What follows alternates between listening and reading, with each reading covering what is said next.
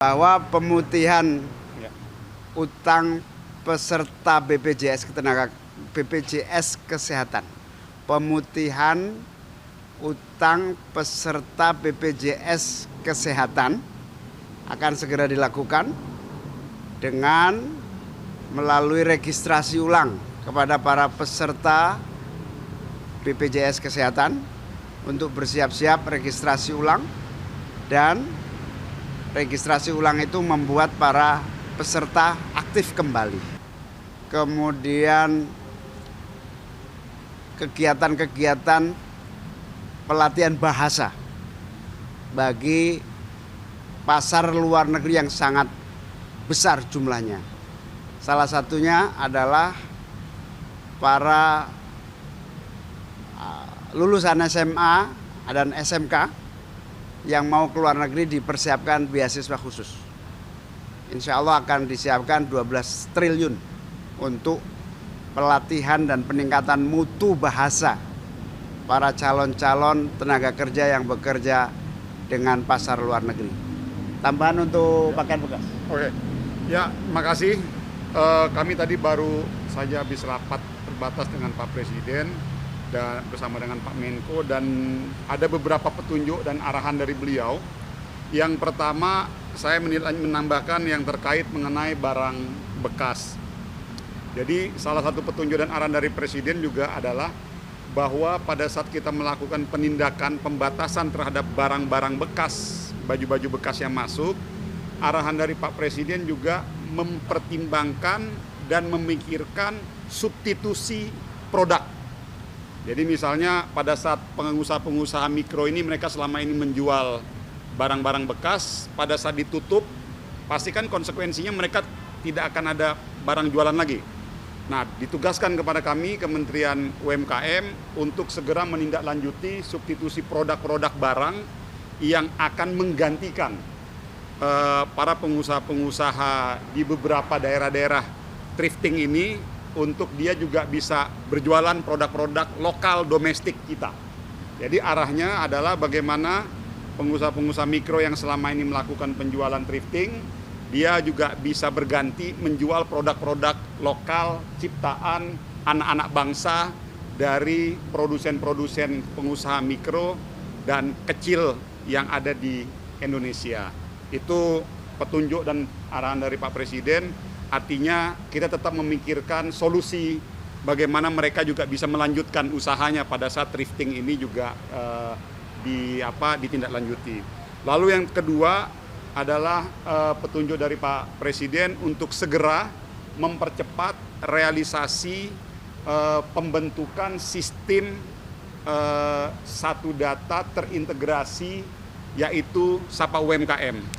Karena tadi Pak Presiden menyampaikan ada 57 juta pengusaha mikro, kecil dan menengah yang tersebar di Indonesia, tentunya tidak bisa dengan metode konvensional kembali.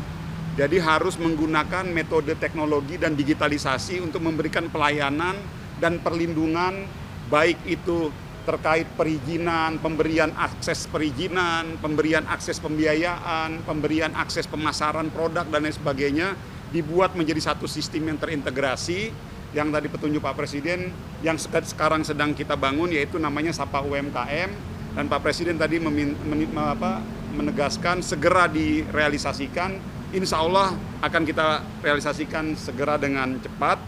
Lalu yang ketiga, petunjuk dari Pak Presiden juga terkait kemudahan akses perizinan kepada usaha mikro, kecil dan menengah, terkait sertifikasi, terkait bagaimana bisa mendapatkan izin BPOM, terkait bagaimana mempercepat sertifikasi halal, lalu bagaimana PIRT-nya, SNI dan lain sebagainya. Supaya apa? Supaya UMKM kita daya saingnya juga meningkat. Nah, itu juga arahan dari Pak Presiden. Dan yang terakhir, tadi petunjuk dari Pak Presiden terkait program penghapusan piutang yang kemarin sudah kita jalankan. Pak Presiden juga minta untuk segera ditindaklanjuti sesuai dengan perencanaan awal. Saya pikir itu petunjuknya dan arahannya. Terima kasih. Satu lagi yang lupa, bahwa pemutihan utang peserta BPJS Kesehatan, pemutihan utang peserta BPJS Kesehatan akan segera dilakukan dengan melalui registrasi ulang kepada para peserta BPJS Kesehatan untuk bersiap-siap registrasi ulang, dan registrasi ulang itu membuat para peserta aktif kembali. Sip. Kalau skema pemutihan iuran tadi, apakah ditanggung oleh APBN atau BPJS Kesehatan? Ya, otomatis dengan sendirinya tanggungan itu akan diambil alih oleh BPJS Kesehatan. Nanti akan diumumkan segera.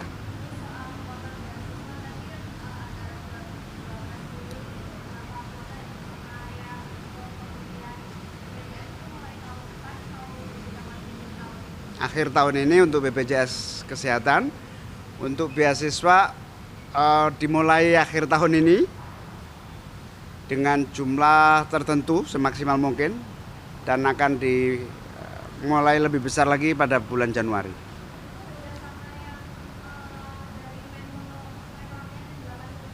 Beda. Terus soal persaingan retail modern dan juga UMKM, kalau dari pemerintah sendiri apakah sudah mulai mengatur monitor izin pengirian retail modern terus agar lebih merata? Sebetulnya lebih dua sisi ya. Sisi yang pertama, pemerintah dan UMKM berbenah supaya memiliki kekuatan untuk membackup tumbuh kembangnya UMKM. Di sisi yang lain ya, kita akan cek berbagai regulasi-regulasi. Termasuk untuk izin retail modern? Ya, pemerintah daerah yang memiliki kewenangan izin itu, tapi banyak pemerintah daerah yang akan menyiapkan bagaimana mengantisipasinya.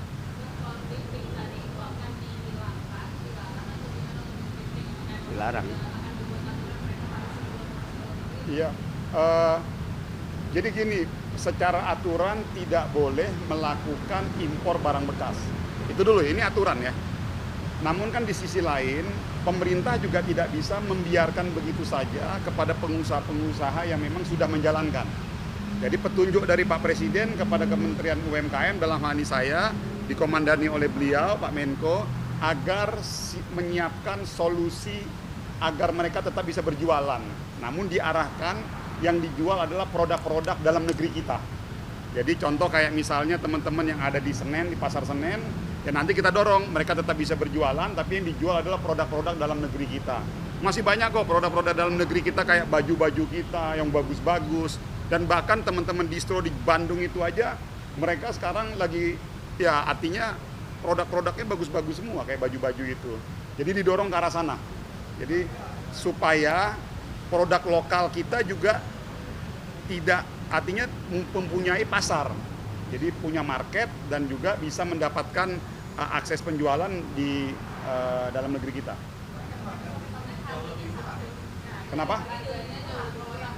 Enggak juga, kami kemarin sudah panggil beberapa asosiasi baju, penjualan baju domestik kita, dan teman-teman thrifting juga sudah kita ajak bicara juga. Artinya ada juga barang-barang bekas itu yang harganya mahal sekali.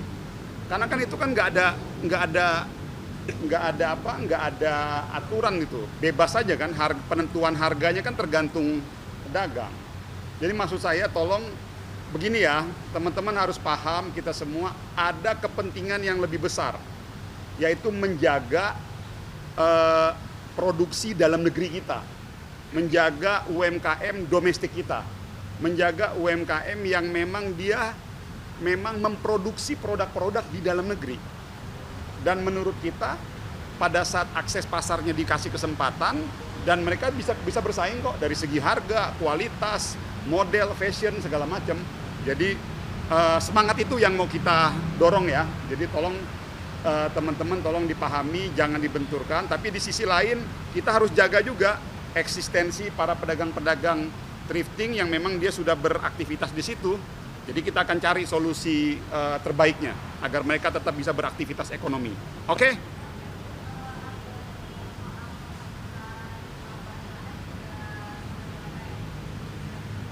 Ya, kalau sementara kan masih di angka 67.000 UMKM. kan berdasarkan data dari Bank Himbara kita ada kurang lebih 1 juta usaha mikro kecil menengah yang memang bisa dihapus tagihkan dan dihapus bukukan. Nah itu yang kita kan tindak lanjuti itu. Ya sementara ini baru kurang lebih 67.000 itu.